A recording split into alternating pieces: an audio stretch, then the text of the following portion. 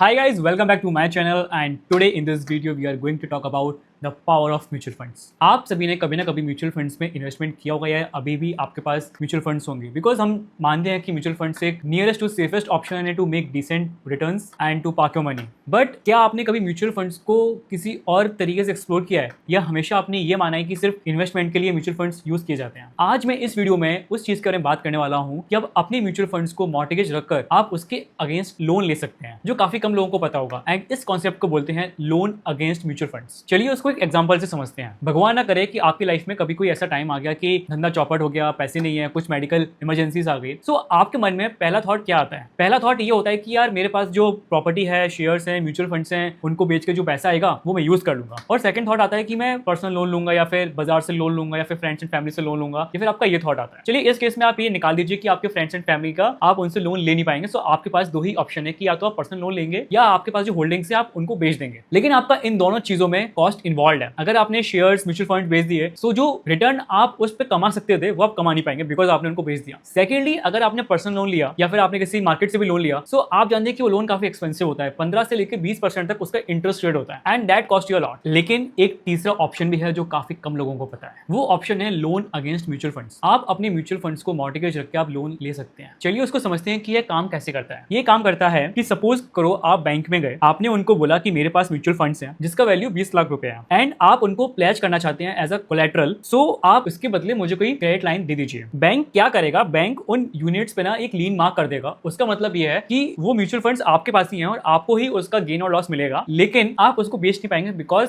आपने उस पर लीन मार्क किया हुआ है। सो आप उसको बेच कब पाएंगे? इसका आंसर है जब आप उस लोन को रीपे कर देंगे। जब आपका जो लीन मार्क है, जो आपने बैंक ने आपके यूनिट्स पे लीन मार्क किया हुआ है, जब वो निकल जाएगा तब आप उसको बेच पाएंगे। हम बात करते हैं कि कितना पैसा आपको अपने म्यूचुअल फंड्स के अगेंस्ट मिल सकता है। सो ये डिपेंड करता है कि आपका म्यूचुअल फंड डेट बेस्ड है या इक्विटी बेस्ड है। अगर इक्विटी है तो उसका हेयर कट ज्यादा होता है। हेयर कट मतलब ये होता है कि आपने 100 रुपए का म्यूचुअल फंड्स बैंक के पास मॉर्टगेज रखा, बैंक उसका 40% वैल्यू माइनस करके 60% या 50% तक आपको लोन देगा, बिकॉज बैंक अपना रिस्क कवर करके चलता है कि इन केस कभी मार्केट में बहुत ज्यादा लॉस हो गया, आपकी फंड वैल्यू कम आ गई, तो उस केस में आपका लोन टू वैल्यू बना रहे। इसको एलटीवी बोलते हैं। उसका मतलब है कि loan to value, which means कि आपने कितने का असेट दिया और उस असेट की वैल्यू के सामने कितने परसेंट का लोन मिला। सो इक्विटी म्यूचुअल फंड के केस में इसका रेशियो बहुत कम होता है। डेट के केस में सिंस आपके फंड्स बहुत सेफ होते हैं तो आपको 70 to 80% off the value of mutual funds loan मिल जाता है। सो इस तरीके से इसका मैथ्स काम करता है कि आप कितने रुपए का म्यूचुअल फंड्स आप मॉर्टगेज रखेंगे और कितने का आपको लोन मिलेगा। मॉर्टगेज सिंपल मतलब आपने गिरवी रखा किसी के पास कि ये मेरे म्यूचुअल फंड्स हैं, इसको रखो अपने पास और मुझे इसके बदले लोन दे दो। नाउ अभी बात करते हैं कि ये एक्चुअली आपको पैसे बचाने में कैसे हेल्प करता है। सिंस ये लोन आपका एक असेट बैक्ड होता है, बिकॉज आपने अपना असेट गिरवी रखा है, सो आपको इंटरेस्ट भी कम देना पड़ेगा। इसका मैथ समझते हैं। सपोज कीजिए कि आपको 5 लाख रुपए चाहिए 12 महीने के लिए। पर्सनल लोन का इंटरेस्ट होता है 14%। ईएमआई पकड़ लीजिए कि 9,700 की ईएमआई पर मंथ है। Total interest paid for a year is 72,000 rupees. अगर आपने लोन अगेंस्ट म्यूचुअल फंड्स लिया होता, आपने अगर अपने म्यूचुअल फंड्स को लैंड करके लाइक मॉर्टगेज रख के लोन लिया होता, तो आपको उतने अमाउंट पर ही लोन लगता है जितना आपने यूज किया है। सो लेट्स से कि आपने 20 लाख रुपए के म्यूचुअल फंड्स मॉर्टगेज रखे, तो आपको बैंक अराउंड 8 से 10 लाख रुपए का एलसी ओपन कर देगा। अब एलसी पे आपको इंटरेस्ट उतने अमाउंट पे लगेगा जितना अमाउंट आप उस लाइन ऑफ क्रेडिट में से विड्रॉ करेंगे, पूरे पे इंटरेस्ट नहीं लगेगा। अब समझते हैं कि आपको इससे बेनिफिट कैसे होगा। हम दो केस लेते हैं कि जब आपने पर्सनल लोन लिया 14% पे एंड जब आपने लोन अगेंस्ट म्यूचुअल फंड लिया 10.5% पे। सो इसका मैथ ये है कि अगर आप 14% पे लोन लेंगे तो आपका मंथली ईएमआई बनेगा 9,700 रुपीज का एंड उसकी वजह से आपका टोटल इंटरेस्ट पेड होगा 72,000 rupees. And compare to this कि अगर आप 10.5% का इंटरेस्ट देंगे तो आपका 40,000 रुपीज का सेविंग होगा on the 5 lakh rupees loan over the 2 years. But ये सेविंग सिर्फ इंटरेस्ट का नहीं है, इसमें एक और सेविंग है। आप अगर ये सोचिए कि अगर वो म्यूचुअल फंड आपने बेच दिए होते तो आप कितना गेन उस पर कमा रहे होते, वो कॉस्ट भी है। नाउ लेट्स टॉक अबाउट कि हमें ये फैसिलिटी कब यूज करनी चाहिए। आपको यूज तब करनी चाहिए जब आपके पास शॉर्ट टर्म